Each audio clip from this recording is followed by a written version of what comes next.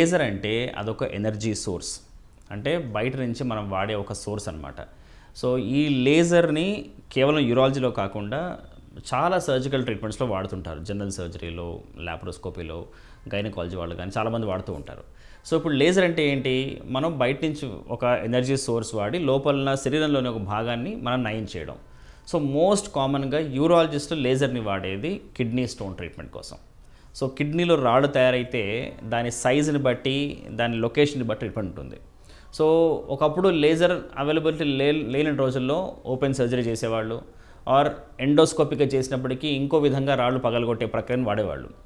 Laser వచ్చిన తర్వాత చాలా సునాయాసం అయిపోయింది స్టోన్ ట్రీట్మెంట్ ముఖ్యంగా. ఎందుకంటే చాలా పెద్ద పెద్ద స్టోన్స్ వరకు కూడా, కిడ్నీలో స్టోన్ల వరకు కూడా మనం అసలు ఎలాంటి కుట్లు కోతలు లేకుండా మూత్రం వెళ్ళే ద్వారా నుంచే పూర్తిగా లేజర్ పద్ధతిలో రాళ్ళని నయం చేసే అవకాశం మనకు వచ్చింది. సో మోస్ట్ కామన్ ఇండికేషన్ అంటే చాలా తరచుగా వాడే సందర్భం ఏముందంటే కిడ్నీలో రాళ్ళని ట్రీట్ చేయడం కోసం.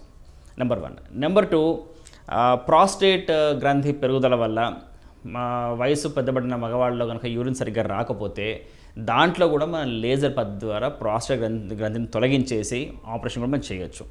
దీంట్లో కూడా లేజర్ యొక్క ఉపయోగం చాలా బాగుంది అండ్ రిజల్ట్స్ కూడా చాలా బాగున్నాయి. ఇది కాకుండా సర్కంసిషన్ అంటే సుంతి అంటాం మనం. మగవాళ్ళలో పురుషాంగం చివరిలో ఉన్న చర్మం కనుక బాగా ఎక్కువ పెరిగిపోతే దాన్ని మనం ట్రెడిషనల్గా మనం కట్ చేసి కుట్లు వేయచ్చు. అదే సర్జరీలో కూడా మనం లేజర్తో కూడా ఆ చర్మాన్ని కట్ చేసి మనం కుట్లు వేసే సర్జరీలో కూడా మనం దీన్ని వాడుకోవచ్చు. ఇది కాకుండా రీసెంట్గా ఆడవాళ్ళలో స్ట్రెస్ ఇన్కాంటినెన్స్ అంటే తుమ్మినప్పుడు కానీ, దగ్గినప్పుడు కానీ, ఏమైనా బరువులు ఎత్తినప్పుడు కానీ, కూర్చొని లేచినప్పుడు కానీ వాళ్ళకి యూరిన్ లీక్ అయ్యే సందర్భం ఉంటుంది కొంతమందిలో. అంటే కొద్దిగా వయసు పెద్దబడిన ఆడవాళ్ళలో చాలా వరకు ఒక 3-4 నార్మల్ డెలివరీస్ అయిన ఆడవాళ్ళలో, కొద్దిగా లావు ఉన్న వాళ్ళలో తరచూ యూరిన్ లీక్ అవ్వడం ఈ సమస్యలు వస్తూ ఉంటాయి. ఇలా యూరిన్ లీక్ ఉన్న పేషెంట్స్కి ప్రైమరీ ట్రీట్మెంట్ అంటే చాలా సివియర్గా మెడికల్ మేనేజ్మెంట్ అంతా ఫెయిల్ అయిపోయిన తర్వాత మనం చేసే డెఫినెట్ ట్రీట్మెంట్ కనుక స్లింగ్ సర్జరీ అయితే, ఇనీషియల్గా వస్తే కనుక మనం వెయిట్ రిడక్షను, వాళ్ళకి కొన్ని dietary management, life style habits అన్నీ మనం అడ్వైస్ చేస్తూ అక్కడ కూడా మనం లేజర్ పద్ధతిలో కూడా అక్కడ కూడా మనం వాళ్ళని ట్రీట్ చేయొచ్చు. సో లేజర్ యొక్క ఉపయోగాలు చాలా ఉన్నాయి. ఇప్పుడు నేను చెప్పినే కాకుండా వేరే చాలా కండిషన్స్ కూడా మనం లేజర్ వాడచ్చు. ఇన్ఫ్యాక్ట్ స్ట్రక్చర్లో మూత్రనాళంలో కనుక పూడుకలు ఏర్పడితే ఆ పూడుకని కట్ చేసే పద్ధతిలో కూడా మనం లేజర్ వాడి మనం దాన్ని ట్రీట్ చేయొచ్చు. పిల్లల్లో PUV అనే సమస్య ఉంటుంది, అంటే పోస్టీరియర్ యురెథ్రల్ వాల్వ్. చిన్నపిల్లలు మగపిల్లలు పుట్టగానే కొంతమంది మూత్రనాళంలో ఇబ్బంది వల్ల కొన్ని వాల్వ్స్ ఏర్పడి ఉంటాయి అన్నమాట. వాళ్ళకి తల్లి గర్భంలో ఉన్నప్పుడు కొన్ని వాల్వ్స్ ఏర్పడి ఉంటాయి.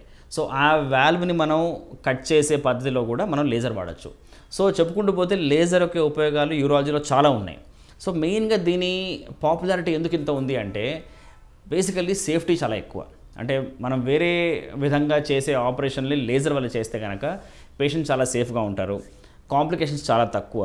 మోస్ట్లీ డే కేర్ పద్ధతిలో అంటే అడ్మిట్ అయిన రోజే డిశ్చార్జ్ చేసే విధంగా మనం ప్లాన్ చేసుకోవచ్చు, or at the most next day కల్లా పేషెంట్ డిశ్చార్జ్ అయిపోవచ్చు. సో దీనివల్ల పేషెంట్కి ఇబ్బంది చాలా తక్కువ ఉంటుంది. తర్వాత కాంప్లికేషన్స్ చాలా తక్కువ, సైడ్ ఎఫెక్ట్స్ చాలా తక్కువ. 1-2 రోజుల తర్వాత సర్జరీ తర్వాత వాళ్ళ పనిలో కూడా జాయిన్ అయిపోవచ్చు.